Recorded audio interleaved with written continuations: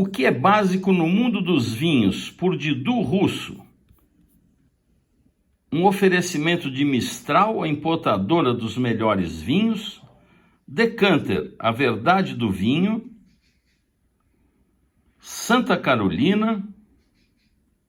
Nieto Senetiner. Gran Cru.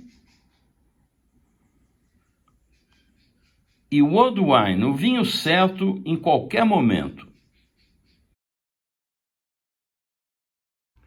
Olá, bem-vindo a esta série O que é básico no mundo do vinho. Para quem não me conhece, eu sou o Didu Russo, um ex-publicitário que há mais de 20 anos se dedica a estudar o vinho. Já visitei mais de 400 vinhedos pelo mundo, já degustei mais de 33 mil vinhos tecnicamente, já escrevi livros, já fiz 200 de palestras pelo Brasil inteiro e sou uma pessoa apaixonada pelo assunto. Essa série foi desenvolvida para você que está iniciando no mundo do vinho e que muitas vezes fica perdido com tanta coisa, tanta teoria e que na verdade isso não tem que afetar a sua vida. Nós vamos falar aqui de vários itens para você se sentir um pouco mais ambientado nesse mundo que você está chegando e que você certamente vai se aprofundar porque é da natureza do vinho. Vinho é um mundo infindável e você vai ficar muito feliz com o que você vai saber aqui. O vinho é fruto de uma planta chamada vitis. Vitis significa vida.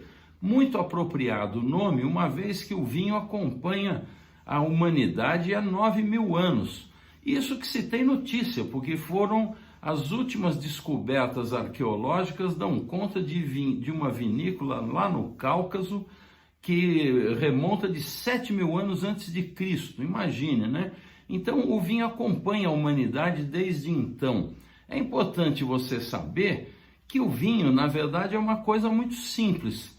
Você pega essa uva, espreme a uva e a ação das leveduras transformam esse suco de uva com aquelas cascas, transformam isso no vinho, porque as leveduras têm a propriedade de se alimentar do oxigênio e do açúcar das frutas e transforma então, esse açúcar é transformado em álcool e gás carbônico. O gás carbônico se espairece no ambiente e o álcool fica no vinho. Então, quanto mais açúcar tiver uma fruta, mais álcool vai ter aquele vinho. Então, de um modo geral, você vê, quando você toma um vinho, tem lá 12,5 de álcool, 13, 14. Isso é o que sobrou da ação das leveduras com o açúcar. O resto é basicamente água e mais de 500 componentes que fazem bem à nossa saúde. Outro ponto que eu sugiro é você não repetir os vinhos. Você vai achar estranho eu falar isso, mas acontece que o mundo está cheio de vinhos. Para você ter uma ideia, ninguém sabe ao certo, nem a Organização Internacional do Vinho e da Vinha sabe dizer quantas vinícolas existem no mundo e quantos vinhos elas produzem. Acredita-se que em torno de 200.000 vinícolas produzindo 10 vinhos cada uma. Então você imagine, nós estamos falando de 2 milhões de vinhos que existem no planeta. Ou seja, repetir um vinho é uma coisa dramática, porque se você passar a sua vida inteira a partir de hoje tomando um vinho diferente por dia, você vai morrer sem ter tomado nem 3% do que existe disponível, tá certo? Portanto, experimente, você pode encontrar seu vinho predileto sempre numa próxima garrafa. Outra coisa muito importante, você deve descobrir os tipos de vinho, porque além dos vinhos, os estilos que existem de tinto, rosé, branco, espumantes, fortificados, vinhos de sobremesa, os vinhos doces, etc., você tem dentro deles, normalmente nos vinhos tranquilos, uma diversidade enorme. Tem vinhos leves, tem vinhos de médio corpo, tem vinhos encorpados. E isso muda muito, mesmo com a mesma casta, isso muda muito de produtores para produtores e de países para países. Então você deve ir conhecendo para descobrir o seu gosto. Se você achou que uma uva lhe agrada, uma Cabernet Sauvignon, por exemplo, lhe agradou, você tem Cabernet Sauvignon no mundo inteiro. Ela é das uvas mais plantadas no mundo, cerca de 5% dos vinhedos do mundo são de Cabernet Sauvignon. Então você pode experimentar um Cabernet brasileiro, um Cabernet chileno, argentino, uruguaio, português, espanhol, italiano e assim por diante. Isso é muito divertido e vai ajudar muito você a ir descobrindo o seu gosto e experimentando vinhos diferentes. Outra coisa muito importante, que na verdade deveria ter vindo logo de início essa dica, não entre nessa afetação do mundo do vinho. O Brasil é um país de consumidores um pouco jovens no mundo do vinho. Existe muita sofisticação desnecessária no mundo do vinho. O vinho, gente, é um produto feito por uma pessoa, para o prazer de outra pessoa. O vinho foi feito para o nosso prazer, não para ditar regras de etiqueta social. Você tem que ter prazer com o seu vinho, consumir moderadamente e cotidianamente, porque isso faz bem para a sua saúde. E se você gostar do assunto, vai estudar. Tem muito conteúdo aí, inclusive gratuito na internet, está cheio de conteúdo, como esse aqui que nós estamos fazendo, para você se aprimorar para o seu gosto, para o seu conhecimento. Agora, essa coisa da afetação, de querer fazer pose, querer citar frases de efeito, isso é uma coisa muito, muito boba, e não entre nessa, porque depois você acaba virando o que chamam de enochato, aquele cara que só sabe ficar falando coisa que ninguém entende a respeito do vinho. O prazer é a única coisa que importa na sua relação com o vinho. Acredite no Didu. Outra coisa é a questão das taças. Gente, uma taça especial de vinho faz diferença? Claro que faz toda a diferença, porque existe uma ciência atrás disso. Essas taças tipo Riedel, por exemplo, que são fenomenais, os Riedel estudaram essa coisa, porque existe uma diferença de peso, de volatilidade dos aromas. Portanto, o formato da taça, dependendo do tipo de uva que foi feito aquele vinho, ela tem um formato que propicia você perceber melhor esses aromas. Elas são como alto-falantes dos aromas para a nossa sensibilidade olfativa. Agora, as taças são fundamentais? Claro que não. Você tome o vinho do jeito que você quiser, até num copo americano. O ideal é você ter um jogo de taças que seja um pouco abaulado e um pouco fechado em cima para concentrar mais os aromas. É muito simples isso. Uma coisa importante é como abrir corretamente uma garrafa. Muita gente eu vejo usar o corta-cápsula, por exemplo. O corta-cápsula é prático e corta bonitinho o topo da cápsula da garrafa, mas ele não é o indicado. Por que ele não é indicado? Porque a gente deve cortar sempre um pouco mais abaixo do gargalo e depois limpar com um pano úmido para você livrar aquela superfície da garrafa de qualquer impureza. Depois você saca a rolha, o ideal é esse saca-rolha que eu estou mostrando para vocês, de 2 estágios, que é o que os sommeliers e os garçons usam. Ele é certamente o mais prático que existe.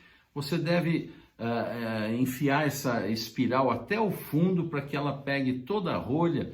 Normalmente os saca-rolhas deveriam ter uma espiral um pouco mais comprida, mas você vai até o fim e depois você usa esses 2 estágios aí para ir tirar a sua rolha devagarinho para ela não romper, e então você serve o seu vinho sem que ele tenha contato com nenhuma possibilidade de impureza.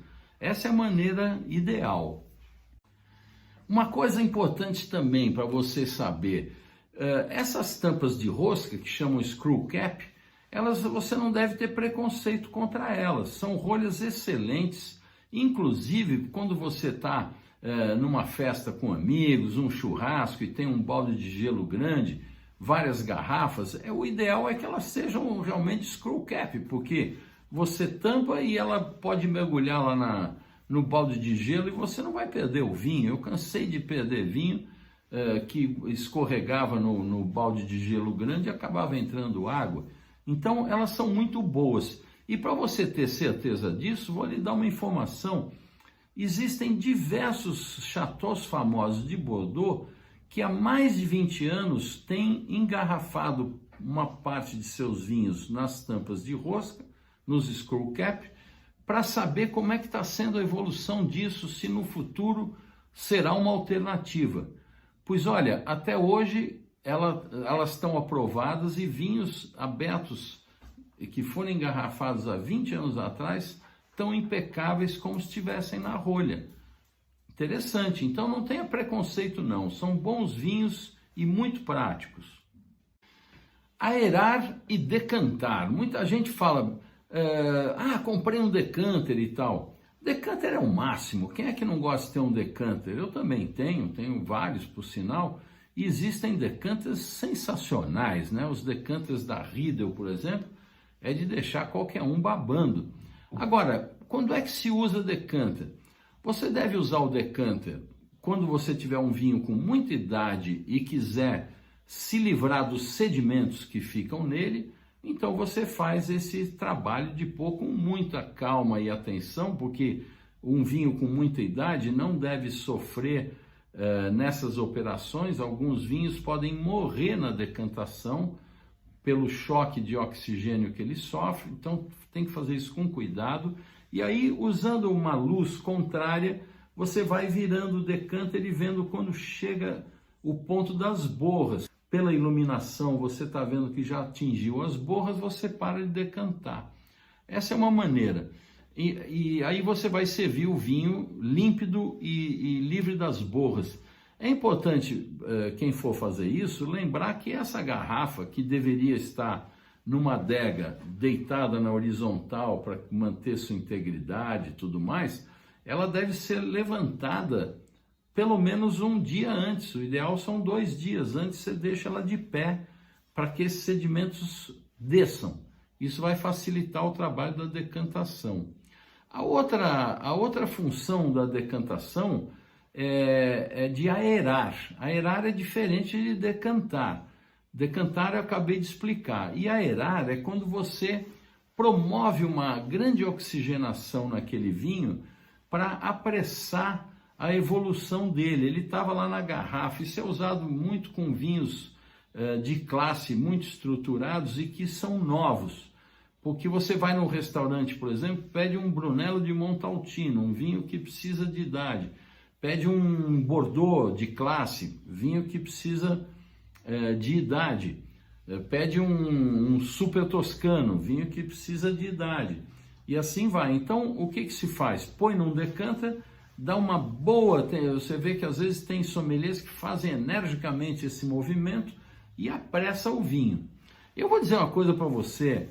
Eu, particularmente, gosto que isso aconteça lentamente na minha própria taça, com o vinho evoluindo aos poucos. Assim como a conversa vai evoluindo aos poucos, o vinho também vai evoluindo aos poucos, eu tenho mais prazer nisso. Então você agora já sabe a diferença de aerar e decantar. Outra coisa importante, eu, por exemplo, que sou um enófilo, quem que é o enófilo? O enófilo é como eu e você, gosta de vinho, está estudando sobre vinho, quer saber mais sobre vinho. Mas a coisa que mais aconteceu na minha vida é eu ser chamado de enólogo ou de sommelier. Eu não sou, eu sou apenas um estudioso do assunto, portanto eu sou um enófilo. O enólogo não, o enólogo faz uma faculdade, ele estuda química, biologia, estuda agronomia, ele vai no campo, ele aprende a transformar a uva em vinho e ter todo o controle necessário para o que ele deve fazer para correções. Isso é que é um enólogo, estuda pra caramba.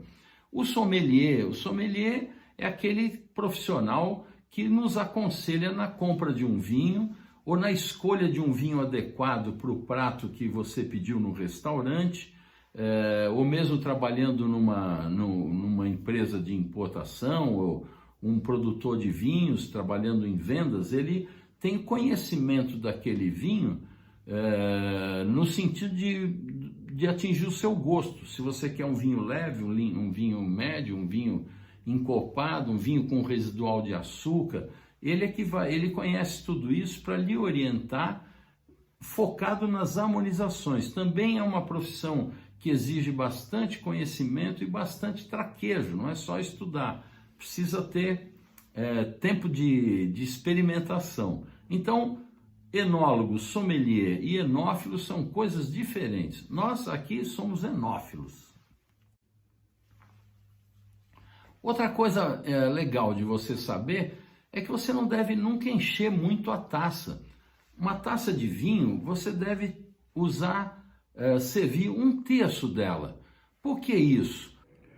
Porque com 1/3 da taça, você tem condições de girar essa taça para aerar o vinho e deixar ele ir evoluindo. Se você enche muito, você não tem como fazer isso, vai espirrar para fora.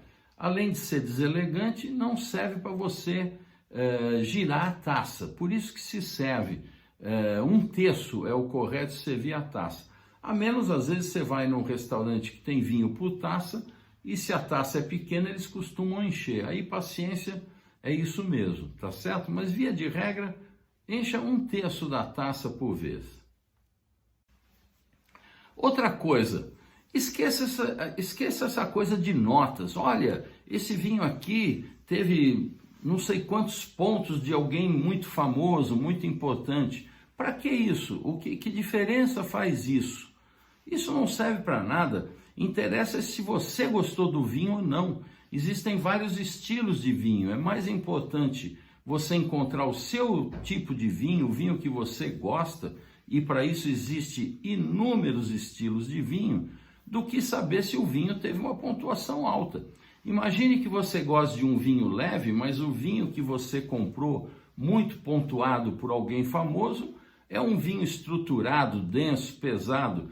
Não adianta ele ter 100 pontos, porque não vai lhe agradar, tá certo? Portanto, é você que vai tomar o vinho, você que comprou o vinho, pontue você o seu vinho e descubra o seu gosto. Um oferecimento de Mistral, a importadora dos melhores vinhos, Decanter, a verdade do vinho, Santa Carolina, Nieto Senetiner, Gran Cru e World Wine, o vinho certo em qualquer momento.